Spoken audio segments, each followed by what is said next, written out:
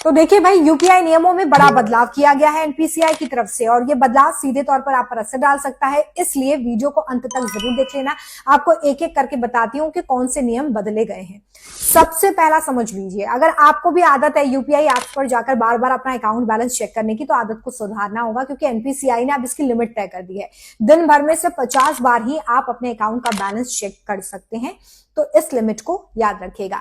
दूसरा, ऑटो पे ट्रांजैक्शन को लेकर भी अब समय और स्लॉट तय कर दिया गया है, उसी समय पर ऑटो पे ट्रांजैक्शंस हो पाएंगे। आपने बहुत सारे सब्सक्रिप्शन ले रखे होंगे, बिल पेमेंट्स होते होंगे जहां पर अपने आप से पेमेंट हो जाती है, तो उसके लिए जो टाइम स्लॉट है उसे तय किया गया है। अब सिर्फ सुबह 10 बजे से पहले या दोपहर 1 बजे से शाम 5 बजे के बीच में ही ऑटो पे के जो ट्रांजैक्शंस है उन्हें प्रोसेस किया जा सकेगा। तीसरा सबसे बड़ा बदलाव जो है वो भी बहुत ज्यादा इंपॉर्टेंट है।